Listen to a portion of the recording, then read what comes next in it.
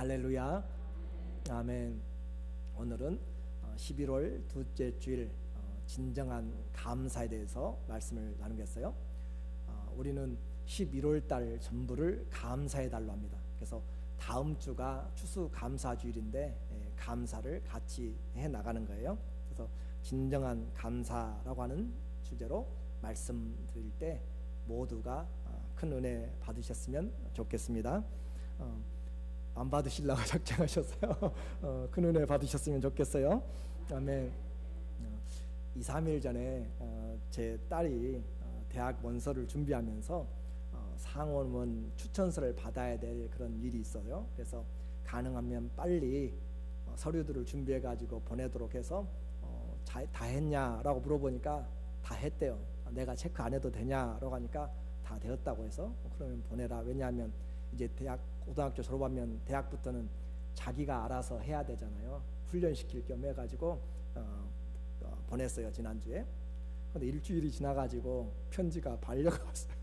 그래서 보니까 폴더에다가 다 서류를 넣어야 되는데 그 폴더를 안 해가지고 다시 전체가 다 리젝트가 됐어요. 그래서 어쩔 수 없이 이제 제가 그걸 찾아보고 읽어보게 되었어요. 왜냐하면 혹시 넘어진 김에 쉬어간다고 해서 그걸 한 번씩 이렇게 다 보니까 고쳐야 될 것들 그렇게 하면서 어제 금요일 날 다시 보냈는데 어제 밤에 이렇게 트래킹을 해보니까 상원은 사무실에서 토요일 날 아침 9시 20분에 딜리버리가 갔는데 접근이 안 된 것 같아요. 토요일이라 문을 닫았는지. 그래서 배달이 안 되고 또 오늘 주일이고 내일은 또 베테런스 데이라 또 이게 사무실을 닫아버리면 이건 시간이 촉박한 서류이기 때문에 한 번 잘못하니까 10일이 뒤로 처지게 돼요.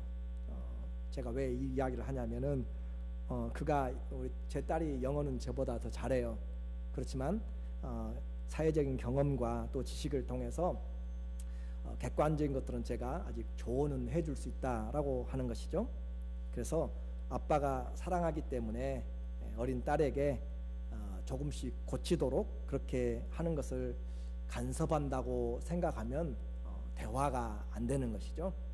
그래서 아빠가 사랑하기 때문에 하는 것이죠. 오히려 실수를 기회로 보고 그렇게 이런 기회를 가져서 아빠가 고쳐줄 수 있는 그런 시간을 줬고 계셔서 감사하다고 생각하면 얼마나 복된지 몰라요. 이제 오늘 본문의 내용이 바로 그런 것입니다.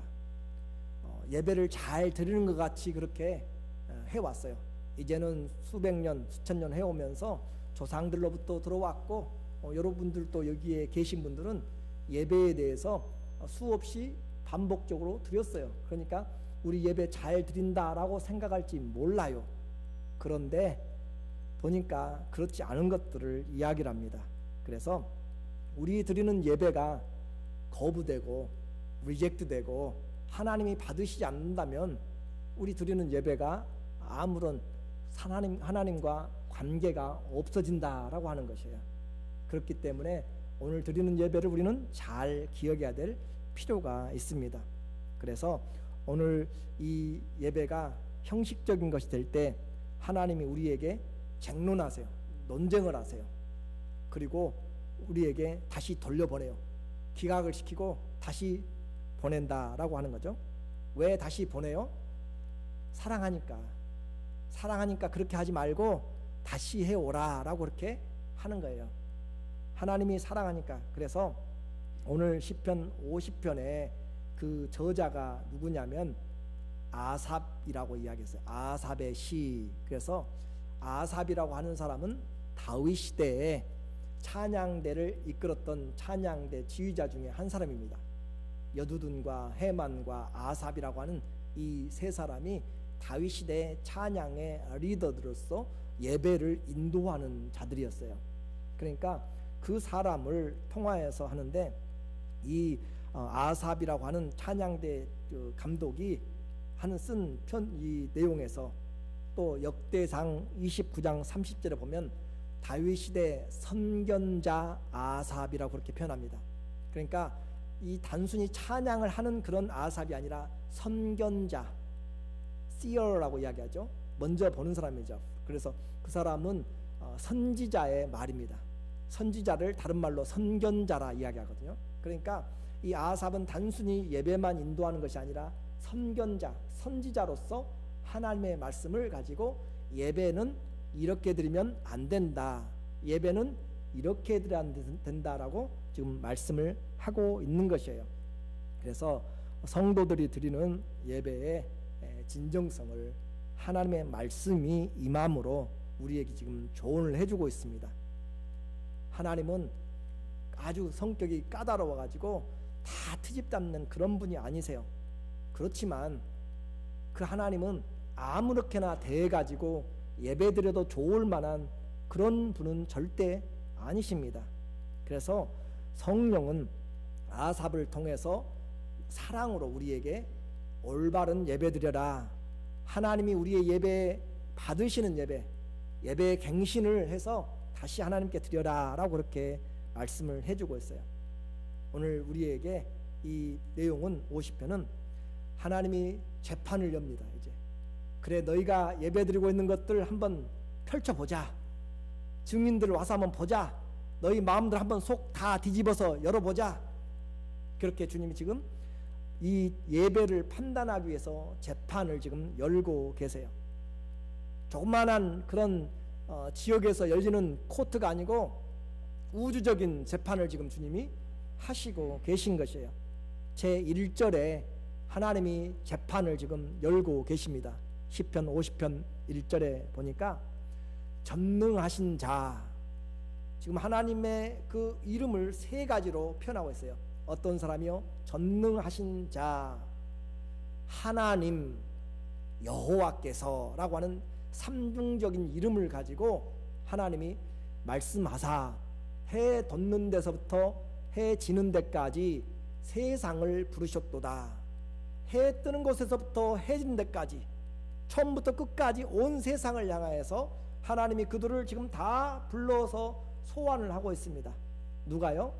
전능하신 분이 하나님께서, 여호와께서, 전능하신 엘 하나님, 또 하나님 엘로힘 하나님, 여호와 저호바 하나님이 오늘 우리에게 야훼 하나님이 삼중적인 이름을 가지고 세상을 불렀다라고 하는 것은 예외 없이 다 그분의 앞에 서라라고 하는 것이에요. 그래서 이 심판을 향하여서 주님이 지금 말씀합니다. 그분은 우리가 몰라서 그렇지 정말 어떤 시골 할아버지처럼 아니면 뒷방에 이렇게 계신 것처럼 우리가 무시해도 안 보이는 있으나 마나하는 그런 분이 아니라 그분이 강림하시고 임하실 때는 온 세계가 다 떨고 두려워합니다. 눈부신 시온에서 광풍 속에 불을 일으키며 백성들을 판단하시려고 강림하세요. 3절과 4절에 보니까 우리 하나님이 임하사 잠잠치 아니하시나니, 하나님이 임하시면 하나님은 사일런하지 않습니다. 하나님이 임하시면 말씀을 하십니다. 그 앞에는 불이 삼키고 하나님이 임할 때는 불과 같이 임합니다. 심판의 불입니다. 그리고 그 사방에는 광풍이 불리로다. 가로막는 모든 것들이 다 회일바람처럼 다 날아가게 되는 하나님이 임하시는 그것은, 전능자가 피조세계에 임하는 그것은 상상을 초월합니다. 근데 그 하나님이 왜 강림하신다고 이야기하세요? 4절에 하나님이 이 백성을 판단하시려고, 예배를 잘 드리고 있는지 안 드리고 있는지 지금 그것을 판단하시려고 윗 하늘들과 아래 땅 아래치를 하나님께서 땅에 반포하여서 전부 다 하늘들과 땅의 존재들을 향하여서 하나님이 지금 선포를 내리고 말씀을 하고 있습니다. 하나님께서 지금 하늘과 땅을 뭐로 부르시냐면 배심원들로 부르고 있단 말이에요. 하나님의 우주적인 재판이 열려지는데 배심원들로 하늘들과 땅이 거기에 서서 지금 하나님이 하시고 계신 것들에 대해서 배심원의 역할을 하신다. 하나님이 임하실 때는 그냥 오시는 것이 아니라 그분의 손에 불같은 율법을 가지고 오십니다. 신명기 33장 2절에 보면은, 신명기 33장 2절에 하나님이 임하실 때 불같은 손을, 여호와께서 시내산에서 오시고 세일산에서 일어나시고 바란산에서 비추시고 1만 성도 가운데서 강림하셨고 그 오른손에는 불같은 율법이 있도다. 여기서 시내산에서 내려오고 세일산 또 바란산 이렇게 이야기하는 것은 여러분이 아는 에베레스트산이라든지 또 백두산이라든지 또 마운틴 레인이라든지 그렇게 이야기하지 않는 것은 지금 이스라엘 사람들을 향하여서 그들에게 언약을 맺은 그들이 아는 것을 이야기를 해야지, 여러분이 알지 못하는 저 지구보다 태양보다 수백 배 큰 저 알파성을 가지고 이야기해봤자 실감이 오지 않기 때문에 지금 이스라엘의 지형에서 그들이 알고 있는 하나님이 지금 강림하시는, 오시고 일어나시고 비추시고 강림하시는데 뭘 가지고 오신다고요? 불같은 하나님의 율법을 가지고 오신다라고 했습니다. 그래서 그 하나님께서 오셔서 주의 자녀들을 전부 다 불러 모읍니다.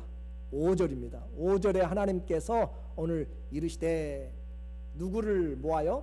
나의 성도들을 내 앞에 모으라.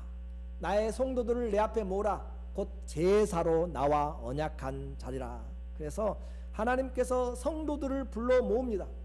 이것은 마지막 때 우리도 반드시 그리스도의 심판대 앞에 다 백보자 심판대 앞에 서게 되는 것을 지금 우리에게 이미지로 이야기를 합니다. 여러분이 잘했든지 못했든지 모든 인생들은 전부 하나님의 백보자 앞에 서게 돼요. 예수님 믿든지 안 믿든지 죽은 자든지 살든지 문제가 되지 않습니다.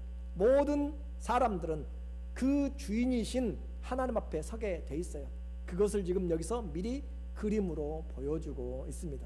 나의 성도들을, 여기서는 여기 성경에서는 지금 네 앞에라고 이야기했는데 원어 성경에는 내 앞입니다. to me, 내 앞으로 그렇게 돼 있어요. 그러니까 하나님께서 하나님 앞에 지금 성도들을 불러 모아요. 불러 모아서 그 사람들은 누구냐? 제사로, 예배로 나와 언약한 자들이다. 그러니까 심판이 어디서부터 시작되냐면 하나님의 교회에서부터 시작되고 하나님의 자녀들부터 심판이 시작됩니다. 그러면 나머지 사람들이야 더 일러 무슨 말 하리요? 하나님의 자녀들을 향하여서 하나님이 예배를 받지 않는다는 것을 이야기하시면서 그들을 향하여서 하나님이 지금 이야기할 때 하나님도 모르고 하나님을 대적했고 하나님과 관심이 없이 살았던 세상 사람들, 우상을 섬겼던 사람들, 믿지 않는 자들에 대해서는 하나님이 어떻게 하시겠는가? 우리는 상상할 수 없는 결과들을 성경에서 이미 말씀하고 있죠.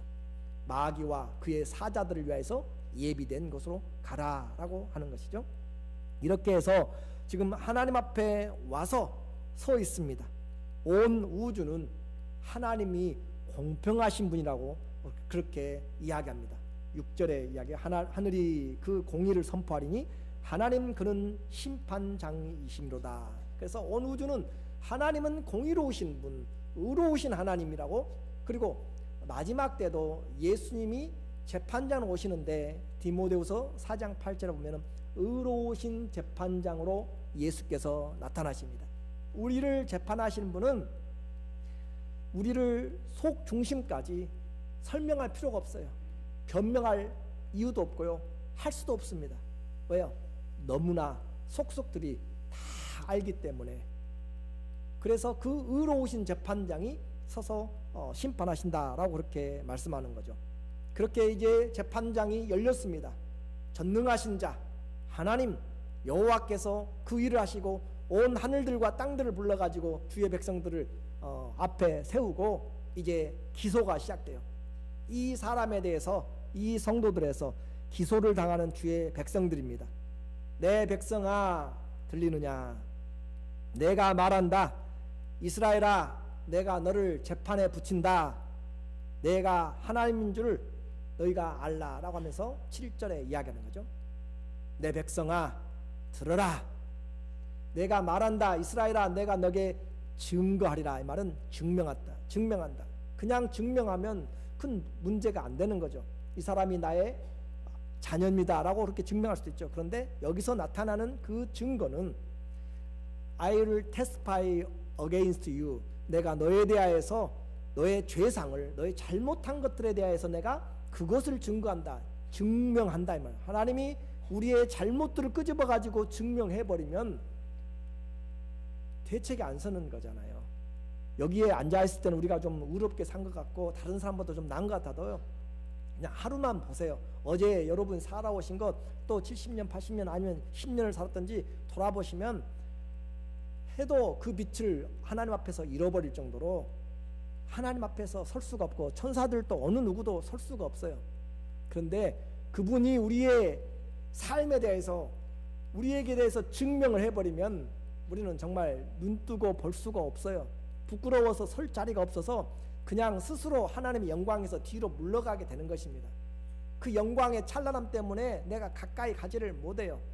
그런 하나님이 우리를 향해서 증거하리라, 나는 하나님 곧 너의 하나님이다 라고 이야기하면 정말 힘들고 어렵죠.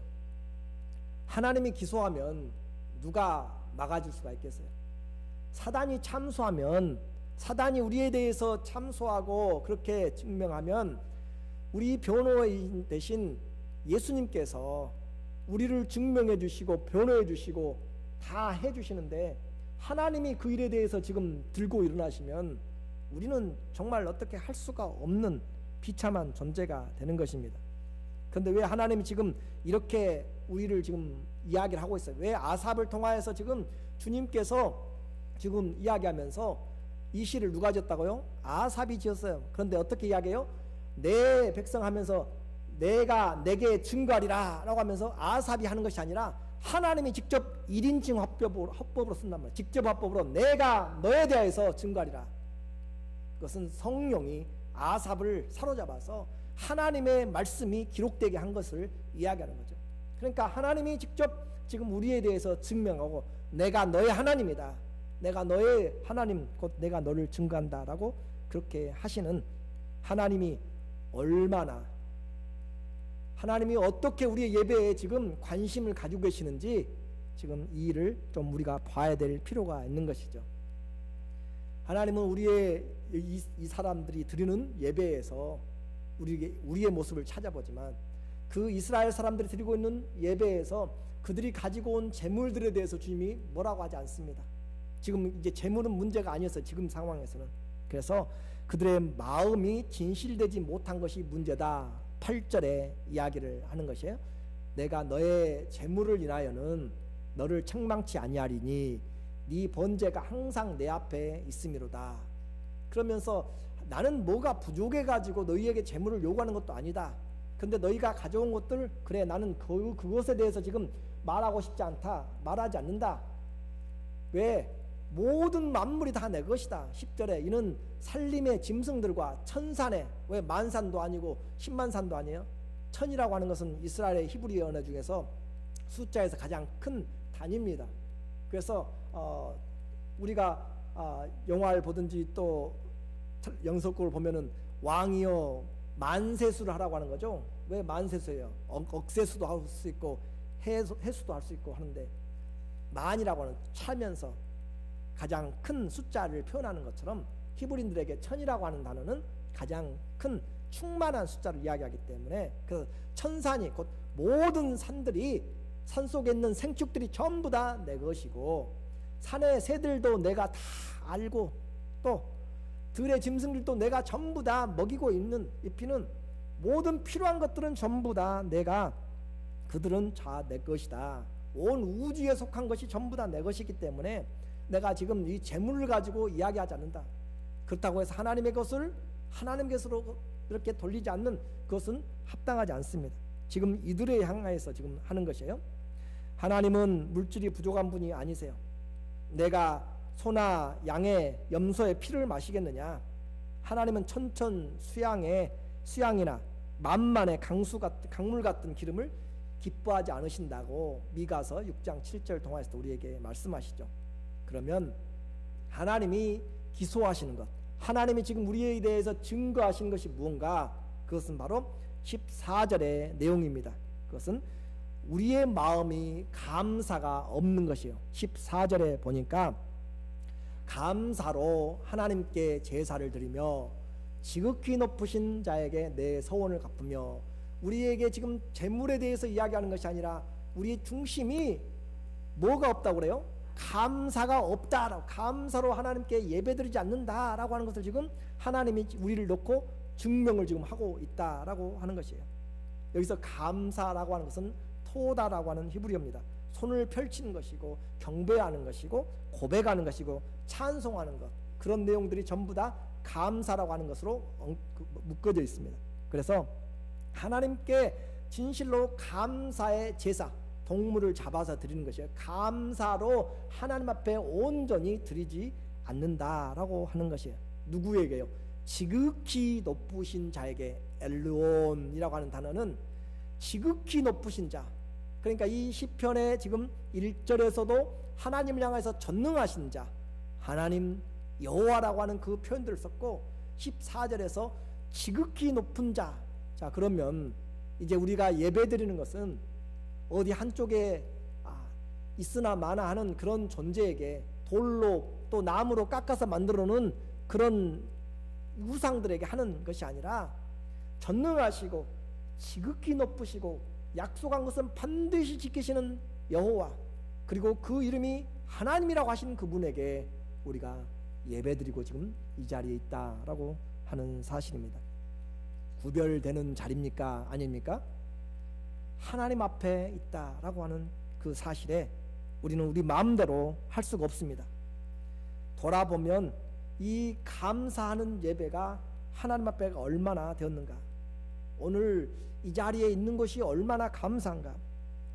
돌아보면 삶에 있는 모든 것이 지금 은혜예요. 11월이라고 말씀드렸습니다. 우리가 잘해가지고 지금 이 자리에 있는 것 같으세요? 우리보다 젊은 분들도 얼마든지 떠나갈 수가 있고요, 오고 싶고 날짜를 잡고 오다가도 돌아가신 분들도 있고요, 여러 상황이 있습니다.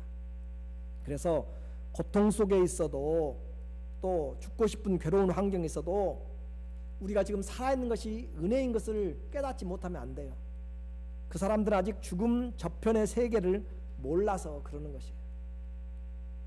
정말 지금은 내가 호흡하고 있기 때문에 생명의 위독을 모르지만 죽음 저편에 있는 음부의 세계, 영원한 그 형벌의 세계를 알지 못하기 때문에 내가 지금 괴로운 것 때문에 주님을 비방하고 주님의 일을 등한히 하고 주님 앞에서 함부로 살아가고 있는 그런 모습이란 거죠. 그 죽음 저편의 세계는 두려움의 세계입니다. 공포의 세계뿐만 아니라 모든 소망이 끊어지는 삶이라고 했죠. 음부에서는 주님을 찬양할 수가 없습니다. 음부에서는 하나님께 감사할 수가 없습니다. 시편 6편 5절에 보니까 사망 중에서는 주를 기억함이 없사오니 음부에서 주께 감사할 자가 누구리까. 음부에서는 감사하고 싶어도 감사할 수가 없는 그런 시간이 오고 장소가 오고 환경이 되게 됩니다. 그러니까 감사할 수 있는 것, 지금 이 땅에서 호흡이 가쁠지라도, 지금 먹고 사는 것이 힘들어도, 지금 내 형편에 정말 코가 석자라도 우리 하나님은 무시되어도 좋을 만한 분이 아니고 뒤로 제껴져 있는 분이 아니라 전능하시고 지극히 높으신 분이시며 약속은 반드시 지키시는, 그리고 그 이름이 하나님이신 그 주님 앞에 내가 아버지라고 부를 수 있고 나와 언약한 자고 내 하나님이라고 이야기하신 그분 앞에 내가 오늘 기도할 수 있고 찬양할 수 있고 예배드릴 수 있다는 것이 얼마나 감사인지를 깨닫기를 주의 이름으로 축원합니다. 음부의 세계에서는 감사가 없어요. 사람의 입장에서 감사가 힘들지 모릅니다. 그러나 하나님의 베푸신 입장에서는 성도가 감사하는 것, 그래서 호흡이 있는 자마다 다 하나님을 찬양하라는 것은 다 하나님께서 베풀으신 은혜로 그 호흡도 유지되고 있기 때문에 그렇습니다. 오늘 자녀들이 사는 것이 부모로 말미암아 시작된 것입니다. 마찬가지로 성경은 모든 일에 감사하라라고 이야기를 합니다. 하물며 예배드리러 나오는 사람들이 지금 감사 없는 예배를 드린다면 우리 예배가 하나님 앞에 다 리젝트 되는 거잖아요. 감사로 제사 예배드리지 않는 자들은 하나님 앞에 하나도 드려지지 않는 정말 무능력한 예배를 드리는 것이죠. 은혜의 풍성함을 받는 사람과 아무런 감각 없이 그냥 왔다가 그냥 이방인들처럼 절하고 가고 그냥 도장 찍고 가는 것은 다릅니다. 하나님께 감사가 없는 예배는요, 죽은 신에게 섬기는 우상에게 하는 것과 같습니다. 하나님은 하나님 자신이 감사의 시작이고 감사의 마지막입니다. 그러므로 감사로 예배하라 라고 하는 것이죠. Worship Him from our heart. 우리의 마음으로부터 하나님을 감사한 마음을 가지고 감사라. 감사할 줄 아는 사람은 마음이 너그럽습니다. 감사할 줄 아는 사람은 마음이 온유해집니다. 항상 감사할 줄 아는 사람은 속이 비어있는 그런 사람이 아니에요. 그만큼 주어진 인생에 하나님의 간섭을 보는 것이고 하나님 앞에서 하나하나가 무심코 지나가지 않는다는 것을 알기 때문에 범사에 주님을 신뢰하면서 감사할 수가 있는 것이에요.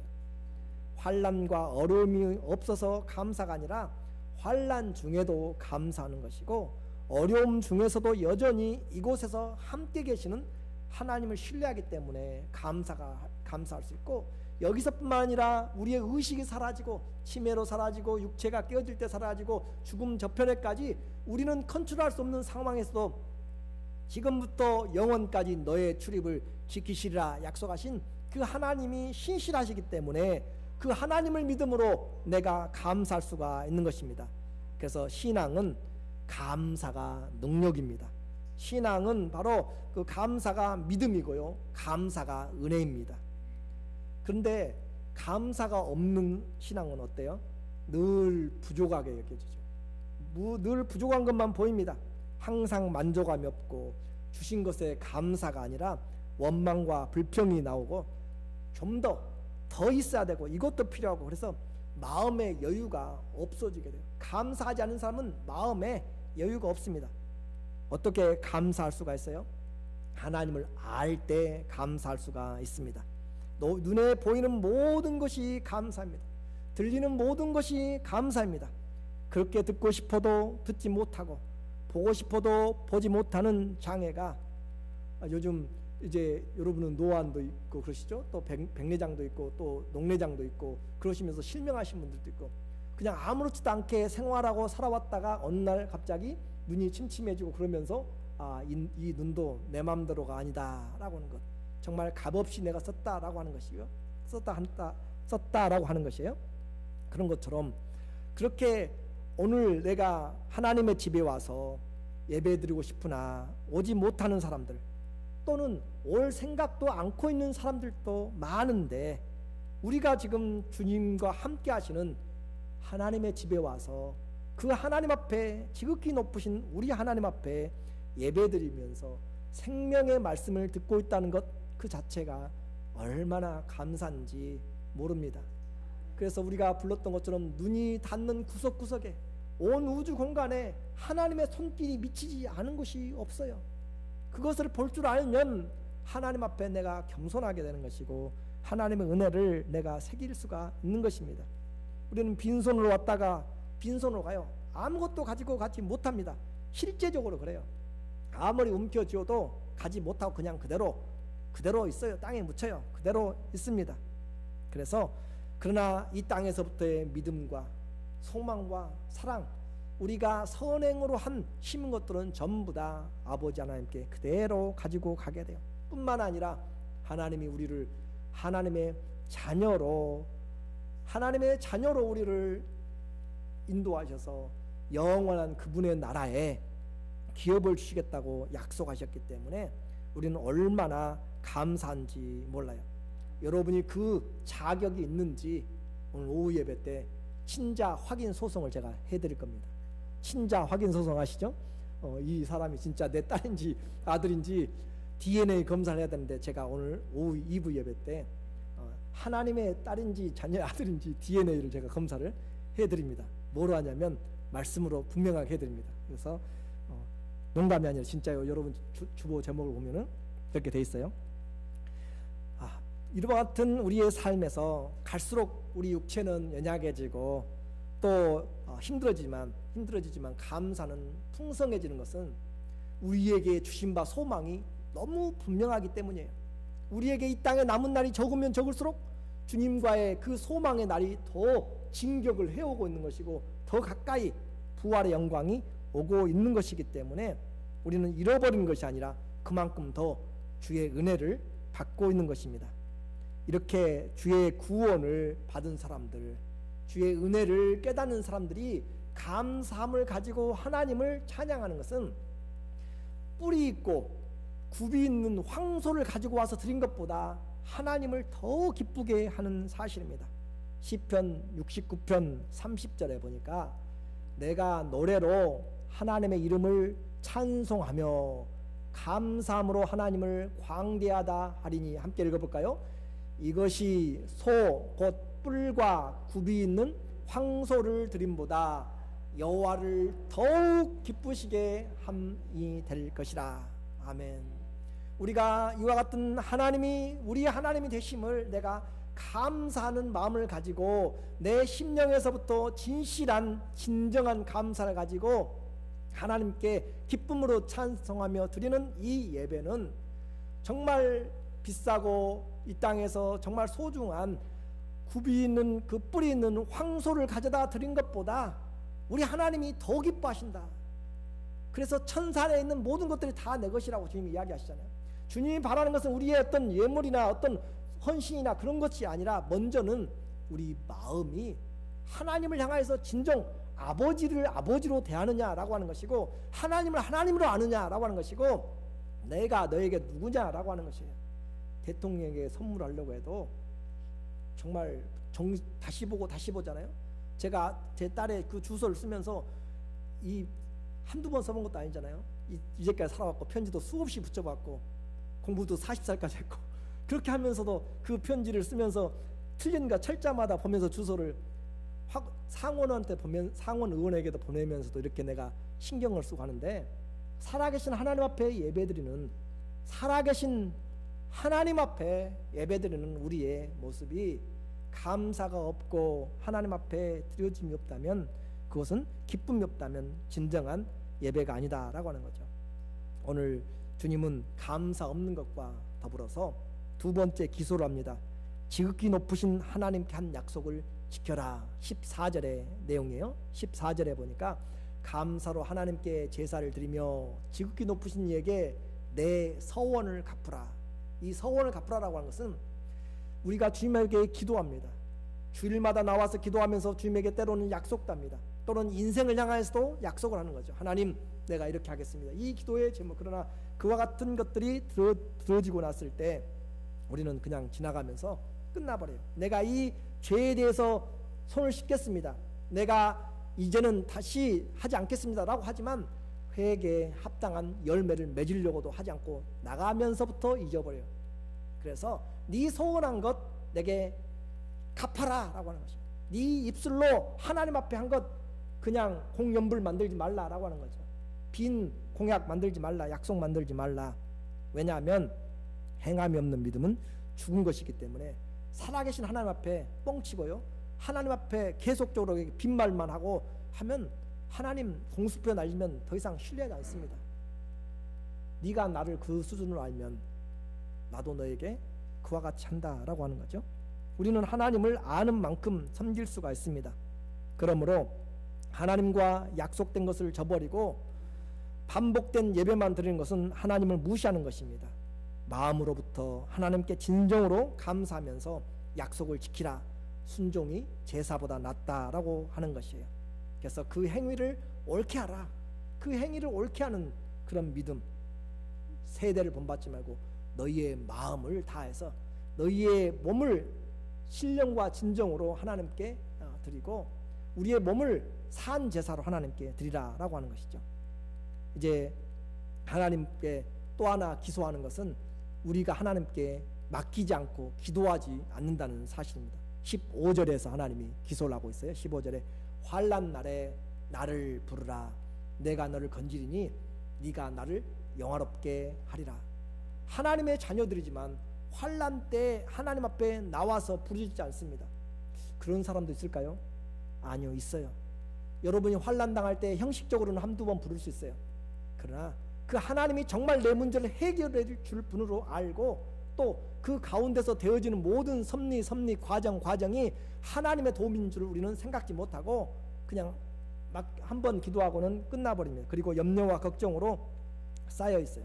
그래서 환난 날에 나를 부르라, 내가 너를 건진다라고 하고 있어요. 네가 나를 영화롭게 하리라. 그래서 하나님 앞에 삶에서 하나님을 향해서 기도하지 않고, 삶을 의지하지 않고, 맡기지 않고 자기 중심으로 그냥 하고 있어요. 하나님은 한번 전달해 놓고 한번 알려주면 끝나는 분입니다. 그러나 하나님은 내 백성이 예배 때만 나오고 삶의 현장에서 기도하고 맡기는 교제가 없다라고 말씀하세요. 환난의 날은 주님이 우리를 찾는 날입니다. 환난을 줄 때는 우리가 주님을 찾는 날이에요. 여러분이 아프면 어디를 가요? 약을 먹든지 병원에 가서 의사를 만나는 거죠. 환난이 다가오면 누가 우리를 부르는 거라고 생각해요? 하나님이 우리를 부른다라고 생각하시면 돼요. 그래서 물론 환난의 원인이 여러 가지 있지만 그러나 모든 것을 컨트롤하시는 하나님 앞에 환난 날에 주님은 공개적으로 나를 부르라고 이야기하십니다. 그런데도 우리는 부르지 않습니다. 얼마나 교만한지 모릅니다. 환난 날에 사람의 방법만 찾지 말고 감사하면서 기도하면서 맡기지 않는 그 삶에 대해서 하나님이 받지 않는 거절되는 예배다라고 이야기합니다. 이제 결론으로 말씀을 정리합니다. 하나님은 감사로 그 행위를 옳게 하는 자에게, 기도하는 자에게 하나님은 반드시 그들을 예배로, 구원으로 만족해 하십니다. 나도 약속을 지키겠다라고 하는 것이에요. 이 14절과 15절 함께 묶어서 결론적으로 23절에서 이야기합니다. 한번 읽어볼까요? 감사로 제사를 드리는 자가 나를 영화롭게 하나니 그 행위를 옳게 하는 자에게 내가 하나님의 구원을 보이리라. 그래서 하나님이 우리에게 그분의 구원을 보입니다. 외면적으로 형식을 갖추고 있지만 내면에 진정한 감사가 없이, 찬송이 없이, 기도가 없이, 삶의 행위가 없이 주님께 드려지는 예배는 다 리젝트 됩니다. 다 보내는 이유는 다시 사랑하기 때문에 예배로, 신령과 진정으로 예배하는 자를 주님이 찾으시는 대로 나오라라고 부르고 있는 것입니다. 예배의 능력은 살아계신 하나님으로 인해서 감사가 넘치고 찬양이 흘러나오고 환난 중에서도 맡길 수 있는 그 하나님께 기도가 터져 나오는 것이 예배의 능력입니다. 감사, 찬송하시고 바른 행함으로 하나님께 나오시고 환난 날이든지 무슨 날이든지 기도하는 자에게, 이렇게 예배하는 자에게 하나님이 하나님의 구원을 베푸시는 삶이 되시기를 예수 그리스도의 이름으로 축원합니다. 아멘. 기도하겠습니다.